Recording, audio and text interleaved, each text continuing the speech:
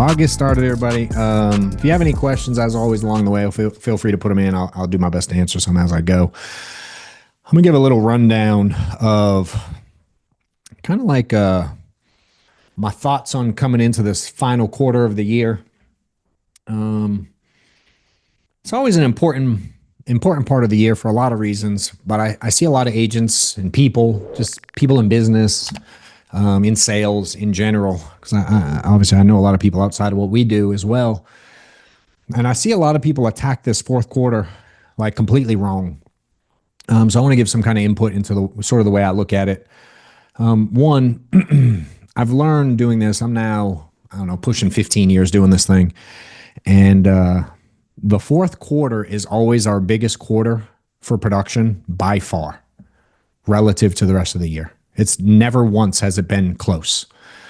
But I run into a lot of agents, individual agents, that tend to get stuck mentally going into this time of year from a couple things. One, it feels like we're 4 seconds from having just set all of our New Year's resolutions that, quite frankly, the overwhelming majority of people don't hit or get anywhere near what they said they were going to do. And I see some people get a little bit depressed at the end of the year. I see then some people feel like they're not hitting their goals, so they feel like shit about themselves. Then holidays get in the way, and people make a lot of excuses and a lot of reasons as to why they can't work because they now have to spend time doing all these things that are supposed to be done, I guess. And I can look back at the beginning of my career, and I'll never forget, I talk about this every time I do this type of call at the end of the year. I'll never forget the first year in this business at Christmas time. Quinn, I used to go back home to Boston every winter, like right at the beginning of December, to visit family, because I moved to Georgia like 20 years ago. But I go back home and my family, I have a small family, but we'd always have like a little Christmas party every year. And it would rotate whose house it's at. One year it'd be my mom's, and my mom and two aunts. And every year it'd rotate where it was. And when I moved away, we would still fly up, go back home and go to those. Really the only chance I got to spend some time with cousins and whatever family. It'd be 20 people at a party, nothing crazy. But I remember the first year I went, and I brought up my kids to this one, and we spent a full week up there. And I remember the feeling during that week that I had of being away from home, having no money, not being on the phones, which meant I made no money that week because I was away. And instead of spending time hanging out with my family and enjoying the kids and the babies and the candies and the foods and all the good things you're supposed to enjoy, all I could fucking think about was my bank account. And I spent a week on vacation in Boston. It was New Hampshire at the time. I was in New Hampshire at my aunt's house. And I remember going through that week, man, and I spent more time looking at my bank account than I did hanging out with my family. And so not only was I gone for the week, but somehow 3 days before going up, I suddenly had to get everything ready so I couldn't work. And then naturally when I got back, it was like, and we go before Christmas, right? So I had a week off there. Then when Christmas came, well, now all of a sudden I got another week where, people don't answer the phone during Christmas. So why would I call? And everybody wants to do business after the new year because they ain't got no, and I'd put all these things in my head because I'd get objections. And that, to me, I would say everyone must feel that way. And thankfully, that was the last Christmas I ever had that feeling in my life, because I was determined to change it. That was Christmas of 2014. And what's crazy is a year later, 12 months later, when I went back to my family, Christmas, I could like take everyone out to dinner, and then we'd go to these like ice sculptures. They had this little ice thing where it's cold as shit in New Hampshire, and all this ice melts on this rock, and they make all these pretty little things that you could see and walk in. And it was one of the coolest Christmases ever because I got to like spoil my family, who was used to me just being the broke kid that they had to take care of for most of my life. And I was able to make that change in under a year. For 2014, I didn't do shit. I made like 80 grand. In 2015, I sold on my own pen nearly 500 grand. And that'll change your fucking life pretty quick. And so as I looked back at that time, And I seen the mistakes that not only I made, but all the other people that I was listening to and talking to were making. I felt like it was normal. The 2015 year, I got myself around different people, and these people not only learned, did a really good job of their schedule throughout the year, including summer, where most agents slack off. Usually the cycle for most agents is spring is usually pretty good. Summer, everybody slacks off because the kids are home and all the other shit you got going on in the summer. And then people panic in August and September, try to catch up. And then October, November, December, most people slack off again. And it's just like shitty roller coaster for the average insurance agent. But if you look at the overall industry, that roller coaster doesn't happen this time of year. The sales and the wealth just transfers like dramatically from the people who don't work a lot to the people who understand the importance of the quarter. And people start in our group, specifically the ones that make these changes, end up writing more insurance in the last, I don't know, what do we got? 70 something days left in the year, whatever it is. There will be agents, and y'all can watch this. If you choose to not make it one of you that does this, I promise you to get on and watch leaderboards. You will see people write an inordinate amount of insurance in the next, 10 weeks left of the year. And you'll see more people and teams have record months in December than any time throughout the year. And it's because they get really like fanatical with their schedule coming up. If we look at what's coming, obviously we got Halloween coming up. It is what it is, whenever it is. I don't even, next week and a half, whatever it is. But pretty quickly after that comes Thanksgiving. And then pretty damn quickly after that comes Christmas. And so there's these like 3 or 4 weeks coming up in the next 10 that a lot of you will find somehow, some reason, some way to not work. You will figure it out. I promise you. And you've probably done it before. And I can relate. So what I would highly recommend is to look at your calendar, like really look at it, and decide for yourself what days coming up in this last quarter, holidays, call them what you want, are actually important to you to have off. If you build your schedule based on what you think a potential client prefers for a schedule, you will go broke this last quarter. If you believe the objections that say, I just want to buy after the holidays, you will go broke. If you believe the objections that say they're busy shopping and busy visiting family and busy because of the holidays, I promise you'll go broke. And what I want to warn you of is that the number of objections you get won't really change. They'll just be new because it's now holiday season. So they can say something new that they haven't been telling you for the last 9 months, 10 months, right? So when the objection is new to you, you're going to freak the fuck out. So I just need you to understand that my son has baseball is going to go away. And I have church tonight, that's going to go away. And instead, it's going to sound like holidays. You're going to hear wah, wah, wah, wah, holiday. And you're going to freak the fuck out. And I want you guys to prep for that. What's up, Cedric? I see you pop in the middle of my screen, bro. Hope I was good. So one, understand that new objections don't mean that you can't sell this time of year.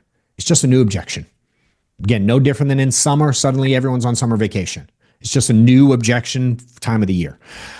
So if you can mentally get your head around the objections aren't real any time of year, no matter what they say, they're just not real.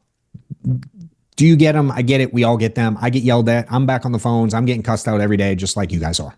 Just part of the game. But I do understand the reps probably better than most. And so coming into this time of year, I really want you to look at your calendar and I want you to proactively mark off when you choose you're not going to work. Whatever those days are, they are. The magic will become is if you can take those days off, because they're different than your current days off typically. Right? If I don't work on Sundays because of whatever, I don't work on Thursdays because my kids, whatever. Holiday season, there's going to be new things. So if you don't plan this accordingly, you're going to have the old things in your way and the new things in your way. Right? And so what I do is I sit down and I go, when can't I work, period? Like what are for me, there's not many. So if you go in and look at it, what What I prefer people do is every time you mark a day that you can't work, to then go in and make up that day somewhere else. Right? So, meaning Halloween's coming up. If you're like, I don't want to work that day, but you normally work that day, you should figure out how to work an extra day this week. So next week you don't get fucked up. Right? Whether that means I work an extra day, maybe I work Saturday and Sunday this week when I don't. Maybe I still work my 4 or 5 days, but instead of making 400 phone calls, I make 700 phone calls. Instead of booking 6 appointments, I book 12 appointments. Instead of booking 12, I book 15. Whatever your number is now, you're going to have to figure out how to get, and for those of you not making money, you're going to have to figure out how to get a bigger number in less days coming up in this last quarter. If you don't account for all these days that you're going to, in your head, say you can't work, I've said it a few times already, this last quarter will be bumpy. And momentum is so key. And I'll see a lot of people kind of mess this up the last quarter. And then you get into New Year's, and then all of a sudden the kids are off a few more days, and then they don't go back to school till the 6th or 7th, and then you start working again on the 8th, 9th, or 10th of January. Now, all of a sudden, especially if you work here and it's at FFL or plenty of the other companies that have the annual conventions at the end of January, then you get 2 weeks on and you're like, fuck, now I got to travel to go to an event. And it can trickle over. Before you know, it's going to be fucking halfway through the first quarter. It will go from October to March like that. So if you, there will be someone on here that will ride this wave of momentum into next year, and they will go out and make multiple 6 figures next year selling life insurance. The overwhelming majority it's going to be a rocky fourth quarter, and people won't adapt and change. And I see it tend to be a repeat flowing into next year. So on top of the schedule, what some of the things I would look at is like, all right, now that I get my schedule, one thing you can't do is slow down your lead flow, right? Holidays tend to have less days in the field. I see a lot of agents turn lead flow down because they're like, I can't keep up. And I remind everybody that if your lead flow is down, that will also turn the money that goes into your bank account down. If you get more leads and you combine it with work, your bank account will go up, because it's a funny time of year where people are in a buying mood. People buy a lot of shit this last quarter. It's a buying quarter. And I hear a lot, I've been told, and I don't know if this was just people trying to convince me that it was a good quarter or a good time of year to sell. So I'm going to kind of use it on you guys, but it was what I was always told, and I sort of bought into it, is that people are around their family a lot. People visit family members they haven't seen in a long time, and you visit auntie and grandma and auntie, all these people that are now a year older and a year sicker, and shit happens. People have died. People go back to their Christmas parties and someone's not there this year that was there last year. People get emotional about shit like that. And I think that has a lot to do with tying into what we do as a career for us. You know, people being around their families and seeing all this stuff and us selling insurance. There will be a lot sold. And the beautiful part about it is there's less agents competing for those clients during this time of year. I promise you the bottom of the barrel agents are calling less. So no different than any of you. I get 10 people called me already this week. Y'all get that when you call leads, right? You're the 9th fucking person to call me about this thing. Stop fucking calling me. I've had it 3 times today. There will be slightly less of that because people wuss out this type of quarter, this type of year, this time of year. So when I was running, I not only wanted to get my own momentum, I wanted y'all's money, because some of y'all are going to let me have the money because you're not going to work and I am. I will take your money. I promise you. If I can earn the money instead of you, I will take it all day, every day. And so I look at it as a very opportunistic time of year also, you know, to take easy laydowns away from other agents that just aren't getting them because they aren't going after it, you know? So as you start to do this and plan your schedule, now the thing is, how do you put the activity in during that said schedule, right? It's going to be a lot to do with lead flow, as always. And if you don't understand lead flow, call someone, because you can get unlimited leads literally starting tomorrow for relatively any budget. If you don't know how, and you're dead ass broke, I've said this 100 times before, open your front door and go outside. There's 300 million people out there. They all fucking need insurance. If you have money, you have no excuse to not be able to call people, because you can get unlimited leads literally starting today, any kind, anywhere, all over the fucking country from 100,000 different lead vendors. Getting leads is not hard. Now, some of you only want those leads that come with like an instant yes, and yes, I'm buying, and you want them easy, and you want the high quality, high intent. Like, I don't know where anybody gets those, because I ain't never had them. I work my fucking face off, and I learn how to talk to people and not get emotional about all the objections. And I talk to enough people that I sell enough insurance. But I think the high intent, high quality lead is a mindset of the person calling it more than it is the lead on the other end. And I've always said, I don't know one lead, if you will, that has a family they don't care about as much as you care about yours. So I'm a believer that if someone fills something out, especially about life insurance, they definitely want to take care of their family, and they definitely need life insurance. That's how I go after it.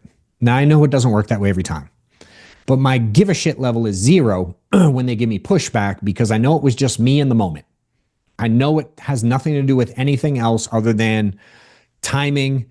And I'm technically a salesperson. They're technically a consumer, and they fucking hate us, but they want the product. They just don't want your shit. They don't want you stuttering. They don't want you slipping over your words. They don't want you begging them to buy. They don't want you to sound like a telemarketer. They don't want you to beg the shit out of them, but they do want to take care of their family. Right? So some part of that is skill set, which is the other piece of this.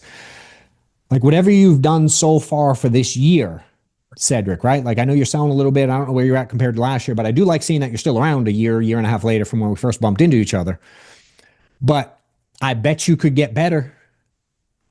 Right? So now we go, all right, now not only do I got to work on my schedule, but from a skill set standpoint, what do you focus on every week or every day? Like, each one of you, what are you working on right now in your craft? Like, what's the number one thing you're working on in your craft right now in the period of your career where you're at? Right? Most people don't have something like they're actually trying to work on every day. Meaning, are you trying to work on lead flow better and organizing, keeping things organized when they come in? Is that one thing? Are you trying to work on your attention span on the phone? So instead of making 7 phone calls and needing a break, can you do 400 before you need a break, or 100 or 200 or 300 before you need a break? Right? Are you working on that? Are you working on how much time between phone calls? You make a phone call and you get told to fuck off. How quick do you pick it up? Or do you need a coffee break because you got yelled at? Right? Like, who are you relative to what we do? And for me, it's like, one of my favorite things to do is when I start getting yelled at on the phone, I hang up on them. And I get to the next lead before they finish yelling at me, because I don't give a shit. And then what's weird, and I said this on the last call I was on a few minutes ago, if any of y'all on this one as well, I apologize for repeating this, but I had 3 or 4 people call me back and ask why I hung up on them. And I'm like, what do you mean why I hung up? I'm about to hang up on you again because you were saying dumb shit, dude. You're pretending you didn't want this. That's why. And I hang up again. Why? It makes me feel good. It's like an emotional win that I can move on with someone. And I'm like, well, you were yelling, so it sounded like you didn't want to talk. It's weird that now you want to talk. Now that I hung up on you, now you want to fucking talk, Bob? You know? And those things don't bother me. I booked an appointment yesterday with a guy who told me to fuck off as soon as I answered the phone. What the fuck do you want? And I fucking booked it because the way I went back at him. And it's recorded. I hope you find that one, Reese, soon and edit it and put it out to people, because it was fun. But he said something. I was like, damn, that was a little aggressive, bro, for someone that gave me their phone number to call him. He was like, wait, what? Like, I mean, you did ask me to call you, bro. Now you're cussing at me. That was a little aggressive. And I went on and I booked it. And he was fucking nice as pie after that.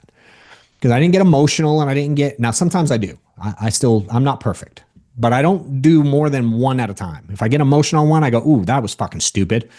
Especially since I'm doing it in front of people most times, and all of mine I'm recording. So I'm like, all right, I lost my mind on that one. Get a grip, get back to it. And the next call, I'll be back to normal. Whereas I remember when I was new, and many of y'all probably fall into, if someone says something negative and you get foul, the next phone call, you tend to carry that with you. So now the question is that something you're working on? Meaning this week, when someone, the very next person that starts to tell you to fuck off, literally hang up on them, and then call the next lead right away, like 1 second later. Someone mute him. Is that you, Salem? Just mute if that's you, bro. I can't tell. I see a phone and I heard a voicemail. So I don't know if that was you. It might not have been you, dude. I can't see the mute buttons. I just saw a phone and I heard people. It was him? See, I got it right. I ain't mad at you multitasking, bro. Keep dialing. I ain't mad at you, dude. You hear me all day. But I do want you to try that kind of stuff. So it's like, what are you working on to get better at your craft? Maybe you're working like Salem, his job this week. He's going to be working on how many people, and this is his words, is setting the table. Meaning when I get someone on the phone to keep them on track with me and keep them from hanging up on me, he's doing a really poor job of explaining who he is and why he's on the phone with them. So he starts asking questions. People get uncomfortable. They're like, why so many fucking questions? And they want out because he doesn't do a good job of explaining why he's about to ask those questions. He doesn't put it to their favor to be asked questions, meaning a very simple way I do it. I go, hey, Salem, hey, do you mind if I ask you some questions? Just because there's a lot of products and I really want to make this as easy as possible on you and not give you 4,000 options. If I ask you like 5 minutes worth of questions, it'll make everything a lot quicker for you. Is that okay? Who's going to say no to that? It's going to make it quicker for them and less shit they got to deal with from me. So I word it so it's to their advantage to say yes, but it opens the door for me to then be able to ask whatever I want. It's a really simple tweak. All right, so I'm working with him on that this week.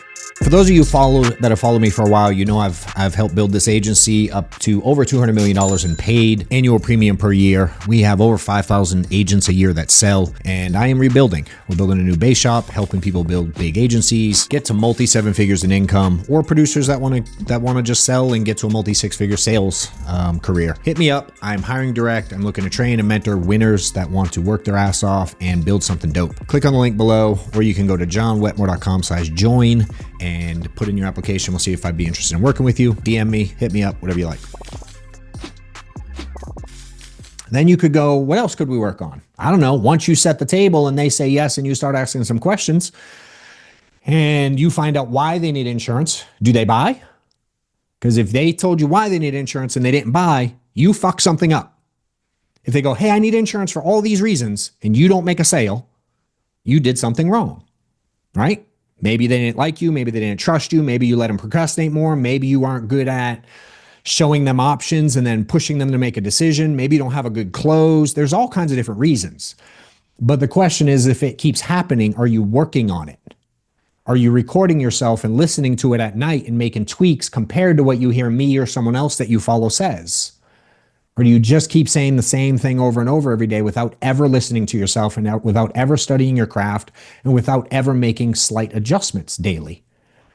There's some crazy things that can happen by tweaking a word or two.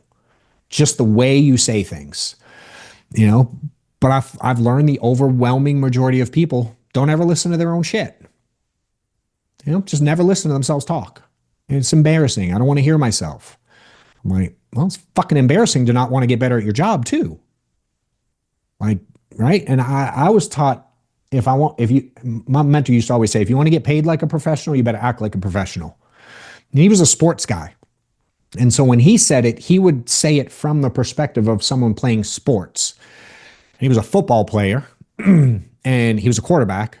So meaning if he went into a game and he threw an interception, it'd be weird if he didn't go watch the game film to see what he did wrong on that play that caused him to throw an interception. In fact, many of y'all, I love you to pieces.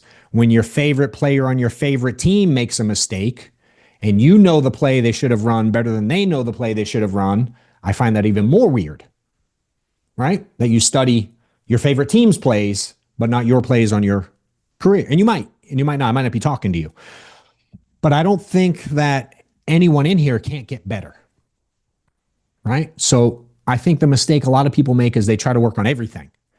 They try to overhaul their entire script. They try to overhaul their entire lead flow. They try to overhaul their entire schedule. They try to switch from, you know what, no more final expense. I'm going to go sell IULs because that guy on the call today, man, he's selling 87 grand a month in IULs. I'm going to be an IUL guy this week. And then you try that for a couple of days and it doesn't work.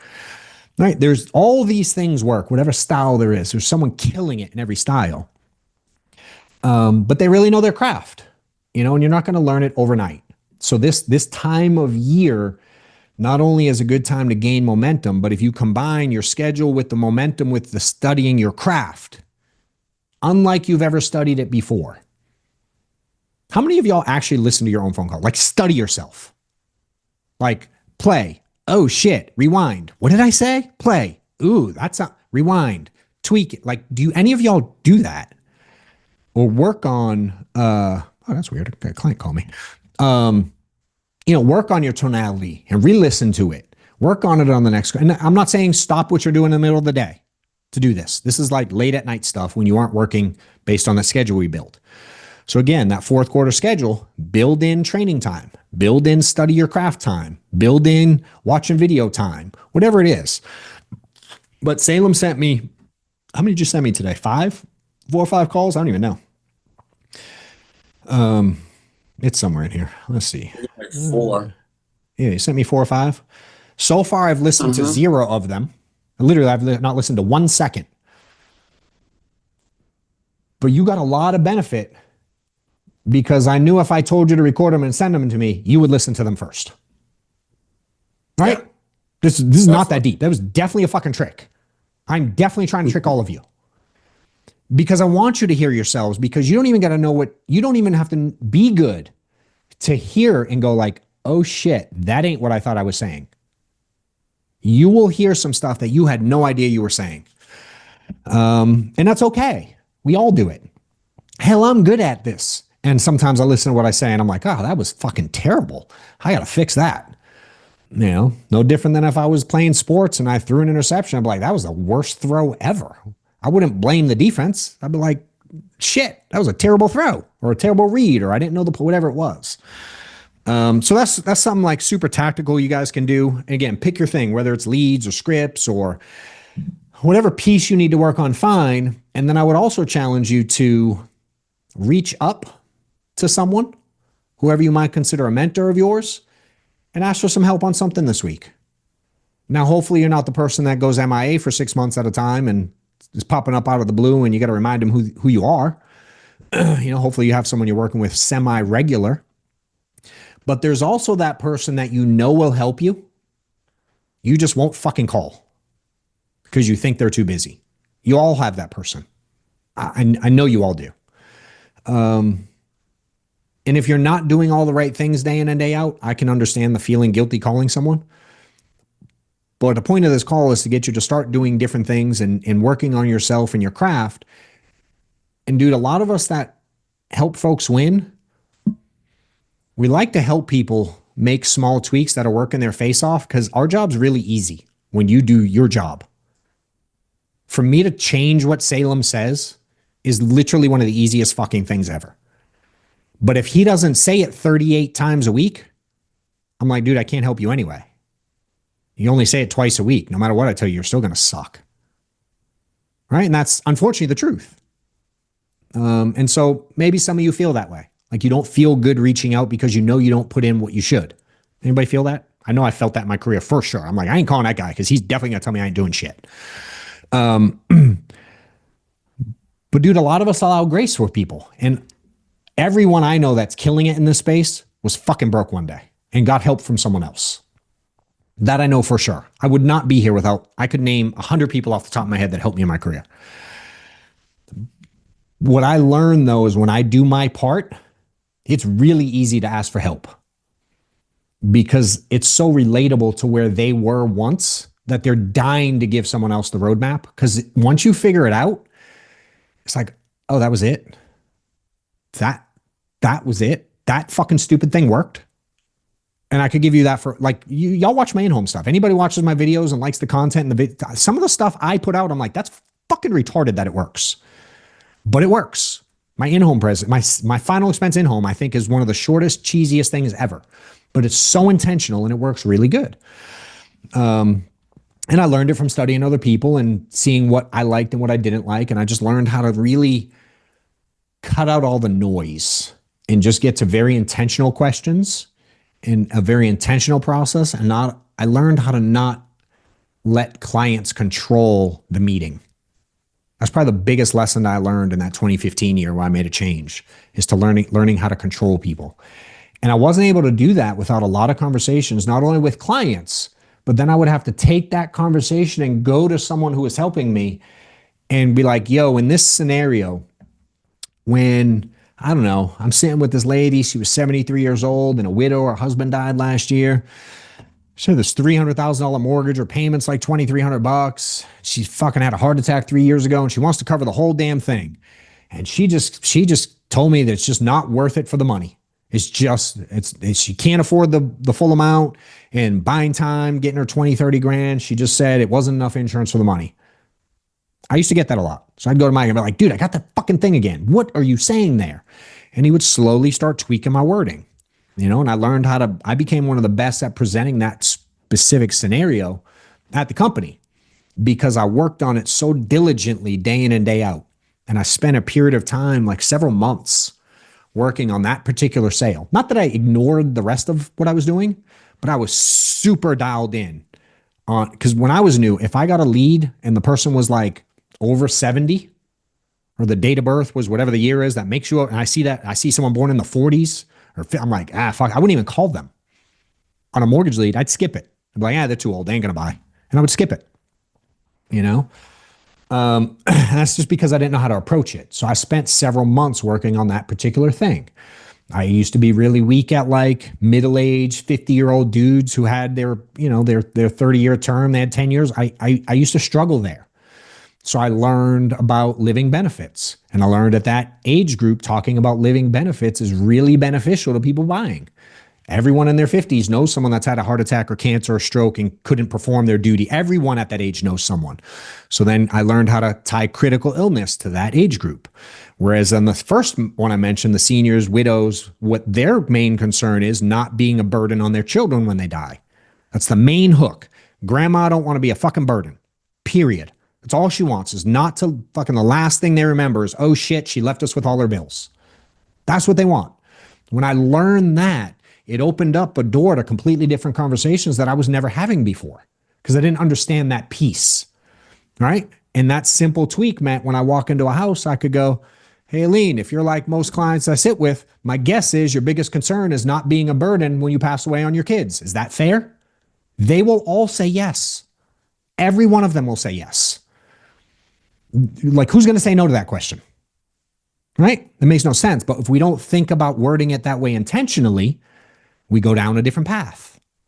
Whereas if I start the conversation off with a question like that, not being a burden on the kids is your main concern, they say yes, I immediately got away from the $300,000 mortgage being the main concern. Right? That's no longer the concern. The concern is not being a burden. Now, if I drop 10 grand in your kid's bank account when you die and they can pay the mortgage for 6 months, that's less of a burden than if they didn't get the 10 grand. Fair? Changed my entire world, being able to sell that demographic just from one small tweak in wording. That's it. Final expense. I'll give you another example of a small tweak. I mentioned a little bit earlier. When I was trained in this space, I was taught to say something like, I don't know, if you're like the top 3 reasons why people don't have insurance, and you did these 3 reasons and they were corny, and I didn't like it. I don't remember what they were, but I didn't like it.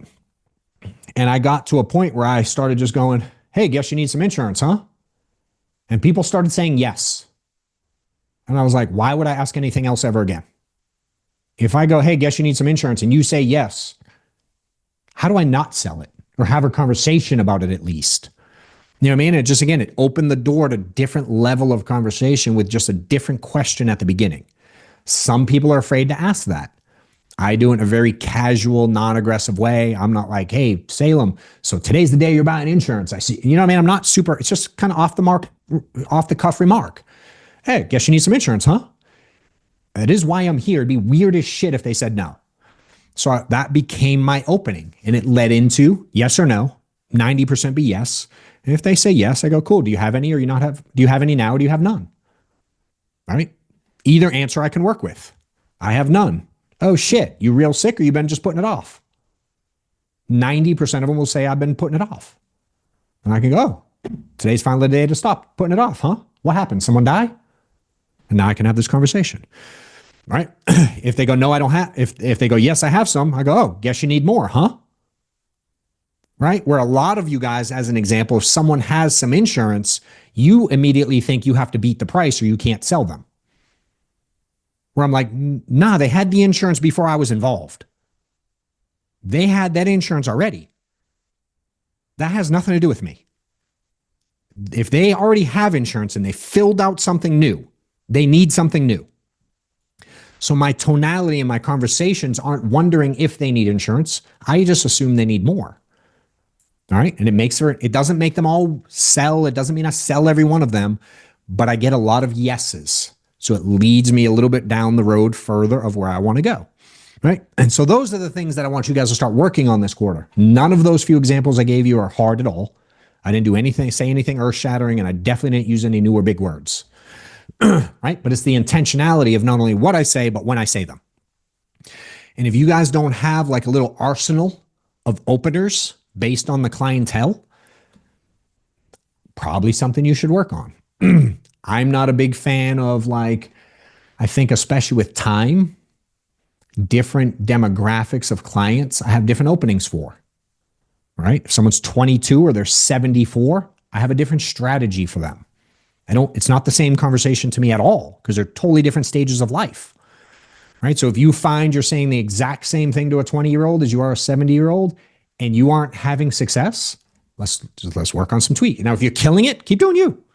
Because there are people out there, I know lots of them, that say the same exact fucking thing on every single call, no matter who the client is, the exact same script.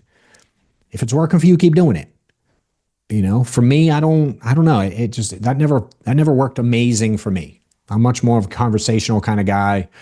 And I tend to put people in buckets, and I tend to know what those buckets, how people tend to, no different than I do with agents, right? All these examples I'm giving now where y'all nod in your head, these are just very generic things that I hear all the time. And it just so happens to relate to a lot of you, right? Because you see it often. And so this other side becomes very similar. And, I think that if you are running into this time of year, especially if you have a team, if you're trying to build it all and you slack off, your team is going to slack off way more than you do. I've always been told your crew's going to do like half of what you do. So meaning if you're kind of sort of making it and you're trying to hire, and I don't know who's hiring on here and who's not. If you don't lead the way like a crazed madman into Q4, your team won't do shit. They will just follow the leader and be like, oh, it's this time of year where you just can't sell insurance. So a lot of this stuff is, I almost wonder sometimes if we're so bought in to the way we see things that that's part of the magic. Is I just fucking believe I'm going to kill it in the fourth quarter and you don't. I feel like that has a lot to do with it. You know, you ever wake up and be like, man, fucking shitty day. And then sure as shit, you have a shitty day. Right? You put the words out there and it's like, oh, damn, look, it came true. And I think a lot of people do that in our space too. You know, so I think your mindset's going to have a lot to do with it. And again, I can look at 2012, 13, 14 when I was in it and super mediocre this time of year. 15 on, not only did it work for me, I started giving this mindset and this thought process into other people, and our team grows every year this time of year. So I know that you guys can do it as well if you put in those things. If you haven't seen ever, most of y'all probably have it because you're on my emails, but if you go to the resource, if you go to johnwetmore.com/resources, someone will probably post a link. If you haven't yet seen it, there's a whole worksheet and video session that teaches you how to do this whole schedule thing that I just mentioned. Not that it's complicated, but there's literally a printout and an exercise. If you're like, how does John do it exactly? There's like a 10 or 15 minute video that I attach with it too. It's free. You can just download it if you go to that site and get some things there. And then if you aren't already, I know a decent amount of people are in our Discord. Anyone, it's open to anyone. If y'all aren't in it, you can get in it. You can watch. If you're not in our team, we let you kind of see it, but you can't really type in it. But you can get on live dials. I don't know how many are in there now, but we had a dozen or so people in there dialing live. I've been dialing live in Discord most days for like the last 3 weeks. And more days than not, I'm in there live dialing by myself, which is weird. Salem comes in a lot. I will give him credit. He's in there with me a decent amount. A decent amount of my team direct, the new base shop, half of them run in field. And there's a lot of people in the Discord, but not a lot of people coming in and doing work in the Discord. So if you're in my Discord, great, but it ain't helping you if you ain't in there working. So if you want to be part of it, there's plenty of people that get in and just dial with us. I don't honestly give a shit where you work. It's because that's certainly how some people get in and we just let them in. So if you're not there, please come in. You can see people dialing live. You can see me dialing live. You can see Giovanni in there dialing live. We had this dude, Tony, that's coming on board with us. Just currently right now, he sold $1.3 million already this year. He was in my Discord this morning. I mean, it's October and he sold 1.3 million this year already.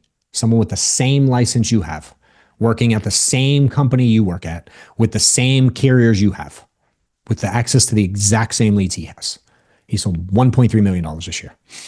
And maybe that's a big fucking number for you. But could you do 20% of what he did? It'd be 260K already this year. Bet that would make a lot of you happy. 10% of what he did, it'd be 130 grand already in October. But a fair amount of people ain't made that this year. I'm a big believer if one dude can do 1.3 million, I can probably fuck around and do a $250,000.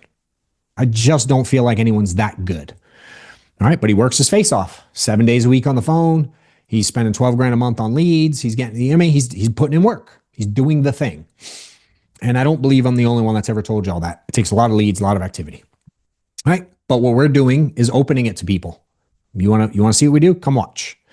There's, I don't know, 4 or 5 people sitting upstairs in my office right now. They came in from Florida. They want to be around, get around each other, get around the office, see the staff. We hang out a little bit. I'm helping them where I can, And so if it's not here, but maybe you have an upline, someone in your upline has an office, especially if you work at FFL, because the whole company is direct to like 4 people.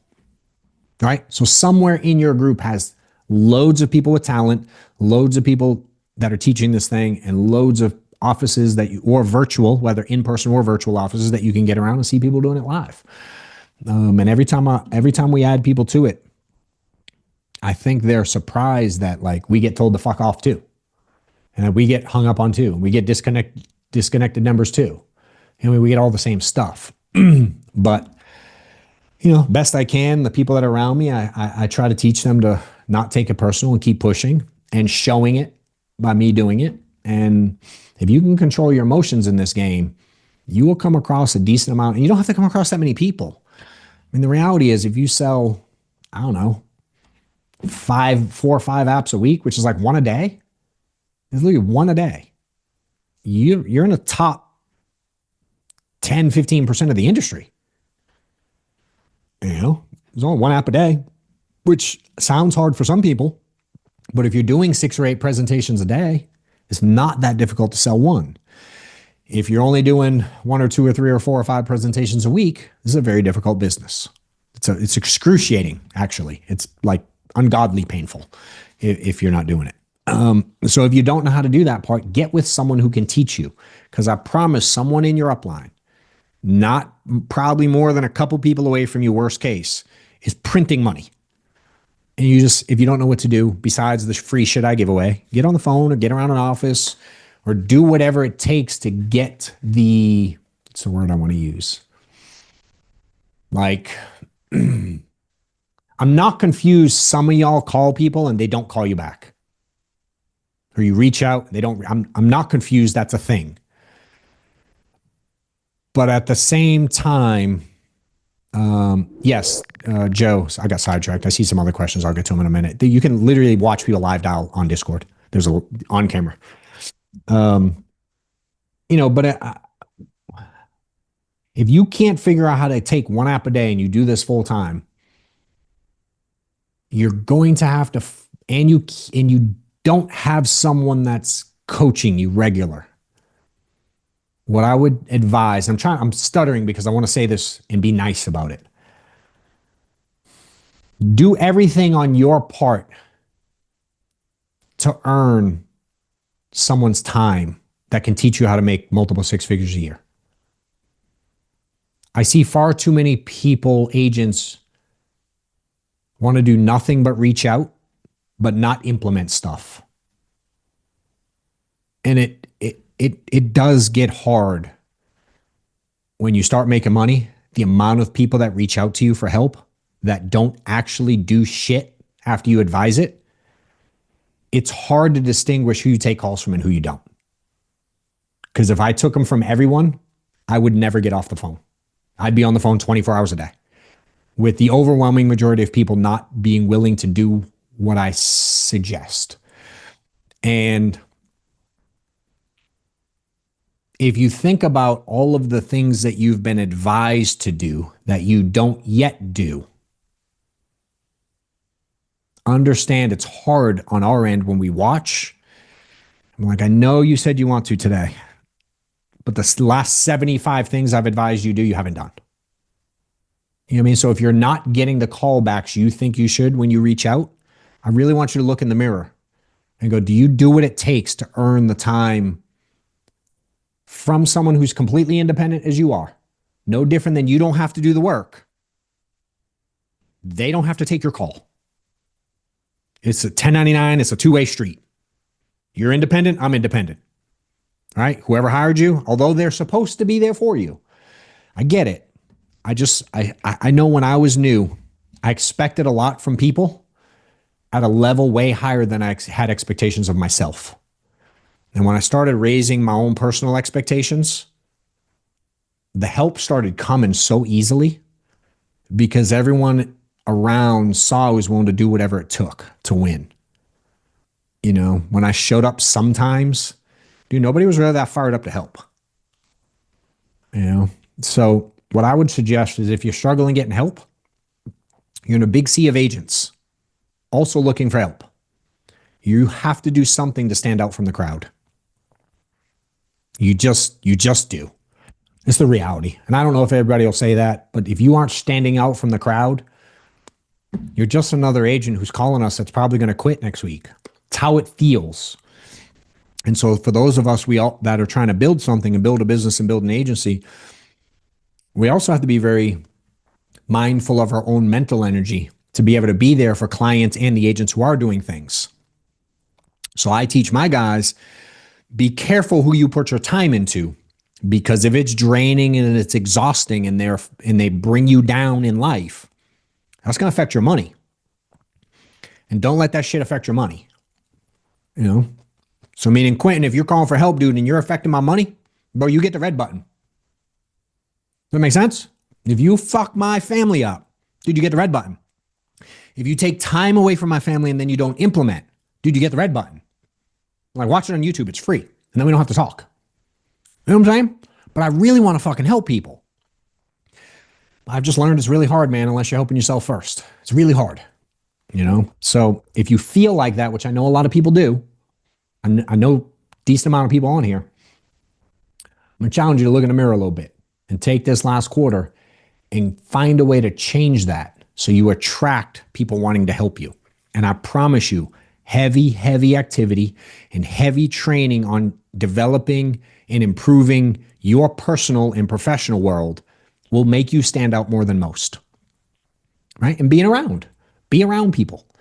You know, I pay attention to who's in our Dow group. I pay attention to who gets in there early, who gets in there late. I pay attention to who unmutes and who doesn't. I pay attention to who helps others and who doesn't. I pay attention to who's asking questions and who's not. You know what I mean? It's just like we are aware of things. So just keep that in mind as you're going out there. And then if you're building, same concept. You know, I think it's okay to have expectations that others bust their ass if they want my help. I don't think that's unfair, you know? So just a tip for you for whoever it is you work with and whoever it is your upline or whoever it is you want some help for, use that over the next 3 months to go, can I build a relationship with this person somehow? Can I work on it over time? It doesn't mean it's going to happen today. But if you keep showing up to meetings and you keep showing up to your team calls and you keep bringing applications and you keep bringing questions about sales scenarios and objections you got and you know what I mean? You keep bringing tangible stuff for people to tweak, dude, they'll know you're working. Where if all of your questions are hypotheticals, What if this? What if that? How do I, if that? If those are your questions, someone on the other end of the phone wants to poke their eyeballs out with a pencil. I promise you.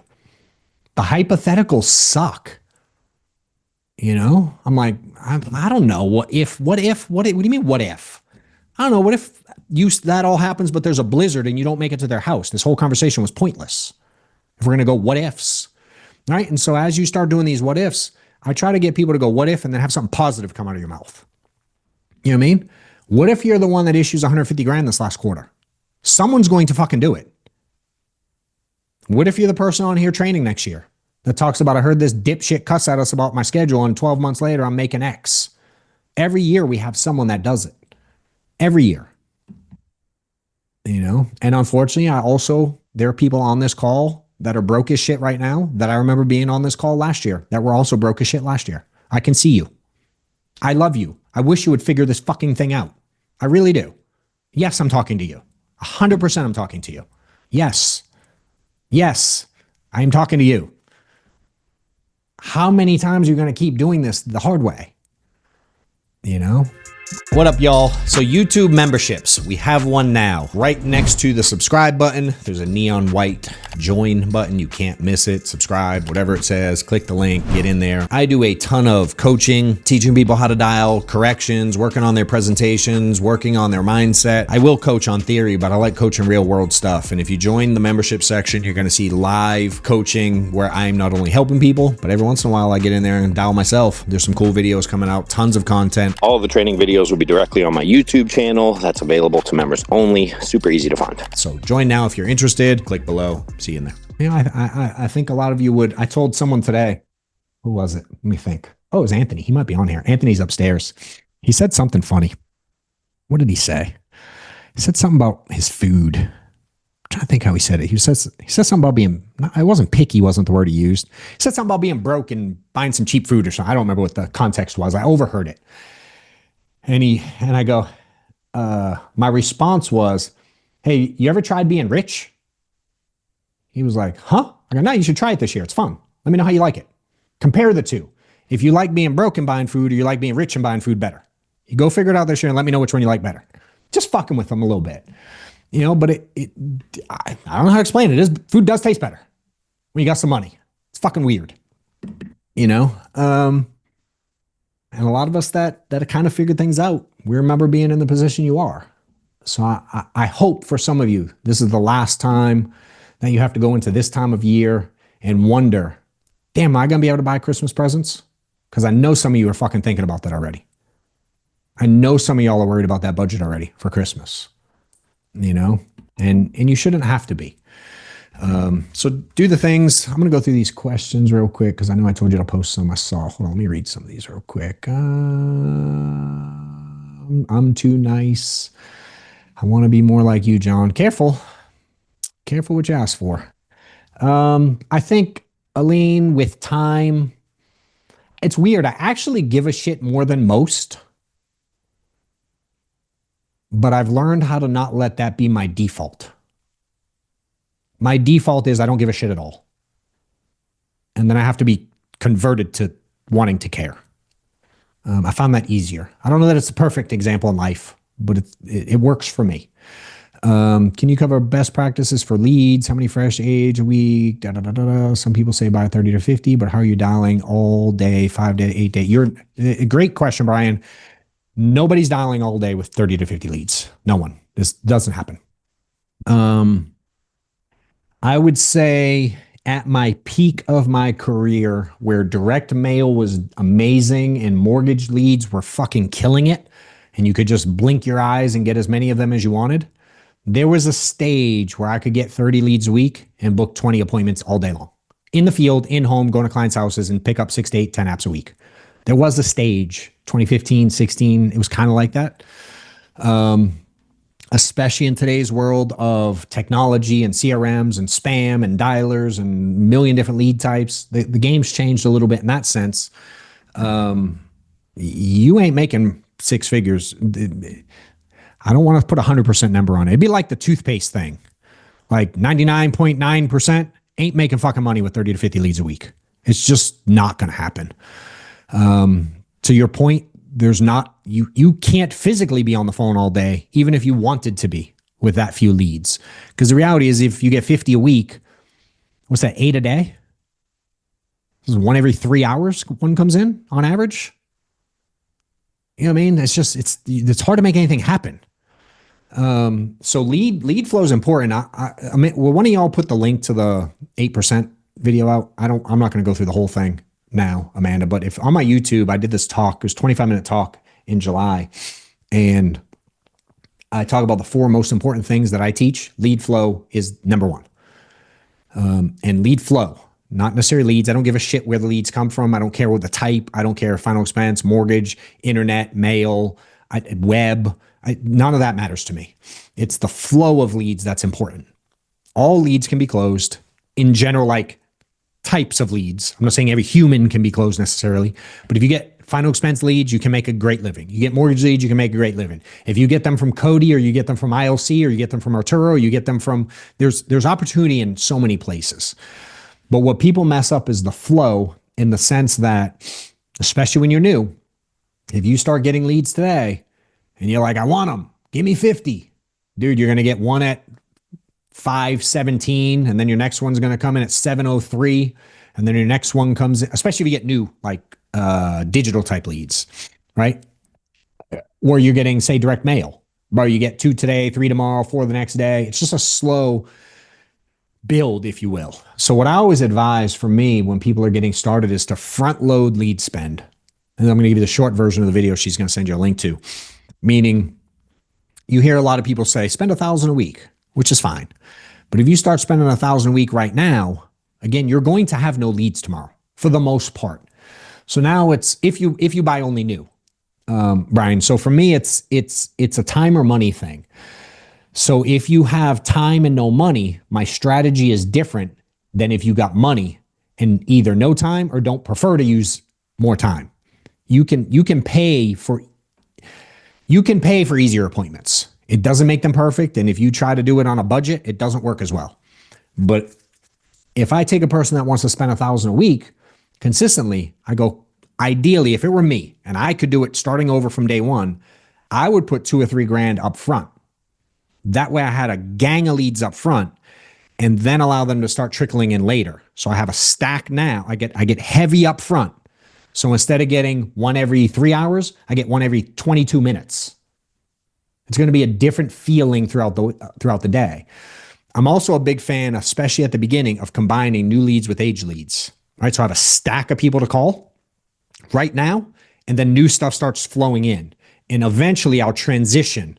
If I go 75% age leads and 25% new, as an example, for someone new, my goal will be to teach them how to shift that.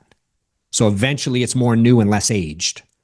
But that's learning how to play the lead flow game. And it's a difficult game for a lot of people, because you got to manage your money, you got to manage the budget, you got to manage the timing, you got to manage what days they come in, you got to manage the lead vendors, you got to manage, there's a lot to manage, right? But it's a key critical part of the business, by far the most important. You could work your face off and you could know everything about everything. If you can't solve lead flow, you're fucked. Right? So for me, it's super critical. So from when people are working with me, it's more of a sit down conversation. It's much more of a one-on-one. It's very case by case. I don't think there's one plan that works for everybody exclusively. Some people's mindset goes into it. I know some people that love final expense leads, and they'll sit down next to someone who hates final expense leads. I know someone that has Joe's lead vendor, and they're like, it's the worst leads ever. And then the guy sitting right next to him are like, dude, I close all of them. Right? So a lot of the lead game has to do with mindset more than anything, and making sure you have the appropriate flow based on not only who you are, but where you're trying to go and what your budget is, you know. But I will tell you, if you don't have the ability to make hundreds, again, if you're making money, you can ignore this statement. But for the most part, it's almost exclusively true. If you don't have the ability to make hundreds and hundreds and hundreds of phone calls a day, it's just going to be tough to be consistent making sales every day. It's just the reality. You're just not going to consistently make sales making 30, 40, 50, 60 phone calls a day. It's just never going to fucking happen no matter what the lead type is. You could get call-in leads that call you. If you only get a handful of them a day, because they're 60, 70, 80, 100 bucks a pop. If you only get a handful a day, most people are still going to struggle. Now, could someone experienced who's done this 5 or 10 years figure out how to do it on a, absolutely. I don't need near the lead flow today that I once did. But I could, Brian, I could not make it work with 30 to 50 leads a week right now. John Webb, there's zero chance. I'm dicking around a little bit, selling now. Excuse me. I've sold close to 30K this month already. Submit, I don't know where I'm at issued so far. At least half of that's issued already. But I've sold about 30 grand.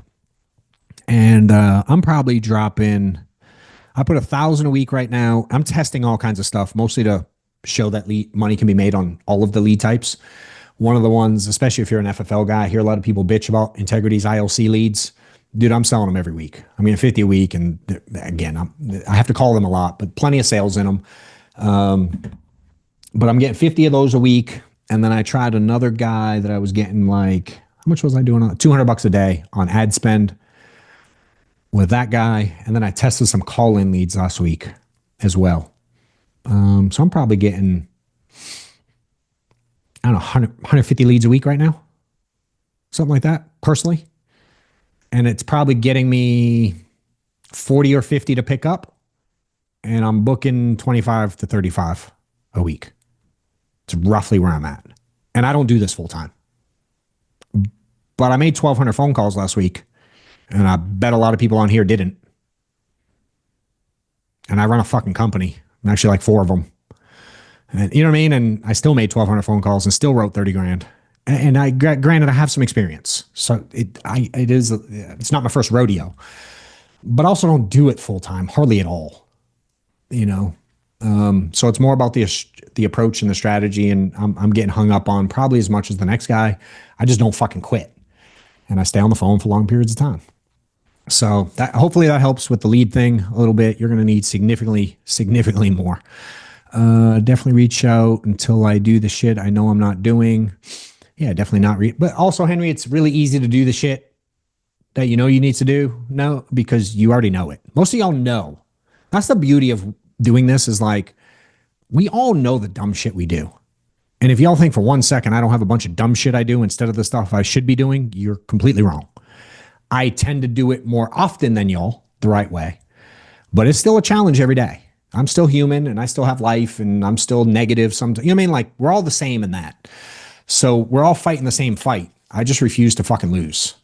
I just refuse to lose. And if you hang around my office, you'll definitely find out I'm pissed off half the day because things ain't going the right way. But I try to get out of it quick and I try to only do it. I'm sorry, but I try to only do it around Amanda. I love you. But I can be me when I'm with her and I can vent and then I can apologize and tell her I'm bipolar and she says it's okay and I leave her office and we're all good. And so meaning all the feelings y'all go through, it's normal. The question is, can you figure out how to not let it drag on? Matt, I don't know. When was the last time I was bitching Amanda? What's it been? 32 minutes? Well, I've been on this for 35, so it's probably been 39 minutes since I last bitched about something. But I immediately walked out of her office, got my head straight and got on this. You know what I mean? I'm able to like just move quick mentally on from things. In the moment I can be mad. And it took her years to get used to. And it's not personal. I'm mad. Can we just talk about it so we can fix it and I can move the fuck on? You know, and y'all got to find your version of that, whatever that is for you guys. Self-fulfilling prophecies. I agree with that, Preston. Great meeting. Let's go. Fourth quarter. Let's see. Had low standards for food. That's what it was. He did. He said, I have low standards. That's what thank you, Anthony. I'm glad you got it because it was way better live. He said, I have low standards for food. And I was like, why do you have low standards for food? He goes, because I grew up broke. I was like, you should try getting rich. You'll have better standards for food. It was just a random thought earlier. Someone sale one policy and buy Christmas presents. That's true. Is the Discord group a text group? There's text, chat, and dials. There's actually several sections in the Discord. And when you get in there, I don't know where, someone will probably type in here, but there's a little video somewhere in there that explains the different sections of what's what if you can't figure it out. But it's relatively easy. It's self-sufficient. There's an agency section, and that's where most of the stuff you can see of mine that's in there. Lead flow needs to be shouted louder. Someone put the video. Yeah, the link's right there if y'all haven't seen it. The 8% keynote. It's about lead flow and a bunch of other stuff. Is that the Amanda from your book? It is the Amanda from my book. Yes, that is her, Brian. It is. I'm impressed. Not everybody picked up that Amanda was on it. Let's see. In it. Hell, Amanda fucking... the book wouldn't be out without Amanda. Granted, I wrote it, but she edited that thing. How many times? 6, 7, 8 times you had to go through and edit the whole thing when I wrote it? 7 times? 7 edits. After my edits. I don't know how many I did. Amanda did 7 edits of the book. So a fair amount of the book is like what's the word? Not legible. That's when you can read. When you can understand something? Like you can comprehend a decent amount of the book because of Amanda. Like she was like, that's not English. Let's fix it. And she helped with a lot of the stories and shit like that. Because she's been with me for 8.5 years now, or a little over 8. Let's see. Start here as an overview. There you go. The start here section. Did you have a fear of making phone calls? No. How do you say that? No? Noe? How do you pronounce that? I get sidetracked. No. I'm going to call you no. I don't feel like it's that though. If you have followed my shit, someone in here will know. Who knows how I used to dial? Who knows what I needed? I bet multiple people know. Someone's going to fucking type it soon. Who remembers the drink? Someone will know. I bet. I bet it'll be Preston. That fucker will know. Nope. Wasn't a lemon drop, bro. Close. Lemon drop did become my favorite drink, though. So you're close. You're in the ballpark. But there was a favorite. When I was brand new, I used to dial in. So when I went in the field this week, Reese was driving me around and we were in the neighborhood of the apartment I got evicted from. And I was like, hey, I know where I am. I used to live in that apartment. He was like, yeah, no shit. How long? I was like, no, like, I don't think I paid rent once. I put the deposit, I moved in, and then I got kicked out because I never paid rent. And that's when I moved in with Steph. And so she had a house at the time. This was 2012. And I would go into the garage. She had a very small house, like a starter home, like 1,200 square foot starter home, little split level with a 2-car garage, your standard shitty 2-car garage that's unfinished, concrete floors, no heat, no nothing. And I used to have to go dial out there because we had 5 kids and no space. So I'd go in the garage and I would get so much anxiety having to dial that I would put it off for hours. That like pit in my stomach. I'd be so nervous to dial. And then I'd get on the phone and someone would tell me to F off and I would want to argue with them over their signature that they filled it out or I wanted to prove. I was super emotional. And sadly, I learned, I hate sharing this because I feel like I'm going to turn someone into an alcoholic. I learned that if I put a little bit of vodka in my orange juice and I had some of that before I started dialing, I was very carefree. And I stopped caring what people thought. So for the first year on the phones, I wasn't drunk, but I was definitely drinking. And I don't advise it, but it made me like a goofball and I would joke with people and I no longer cared what they said. And I was like, shit, I suddenly started booking appointments, but I thought it was a really bad idea to continue to drink vodka every time I dialed. So I eventually learned how to do it like a grown-up and not need the vodka and keep the I don't give a shit level. And then I found lemon drops and I got to have a problem because they're really fucking good. And I drank way too many of those. And with that, I have not had a drink since December 24th last year. I stopped drinking almost a year. And a lot of good benefits from that one. So it's been I no longer need that. But I have plenty of other vices. So I just probably replaced it with a different one, I guess. I don't know. Hopefully that helps. Do I have any other thing? I think I have a call soon. I do. Any other questions? Let's see. Thank you for being genuine. You're authentic. Yeah, I hope it helps, Teresa. Anything I can do to help you guys? What else am I supposed to share with them, Amanda? What do we got coming up? Current trends and dialers. I'll be honest, Joe, they all fucking suck and your cell phone works better than everything. I've used all kinds of dialers. I used Phone Burner this week. I used Wave inside GHL. They all dial numbers faster, but I find I get less pickups. I get a lot of pickups when I just use my cell phone. I like simple. I'm not mad at people who use dialers and fine, but if you're using one and you're not killing it, try this thing. It works. And I know it shows up as spam, but I get a lot of fucking pickups using my cell phone. And that's what most of mine are. So I like to keep it simple. And I hope you do too. I think we have the schedule for the next mastermind will be coming up. Certainly, if you guys want to get in the Discord, if you're not in there already, jump in there. We share everything, whether it's these calls or coaching opportunities or different events I have at the office. Everything's there if you follow our email list. So if I can help, let me know. Otherwise, register for the next ones. And you got it, Preston. And it wasn't just you, bro. But I was fucking staring at you, and I saw your lips move and say, I know it's talking about me. And I was definitely fucking talking to you. Among a few others in here. You aren't alone, because there's a few others in here that I like that I wish would do something. But one day. So if I can help, let me know. Hit me up. Appreciate you guys. Later.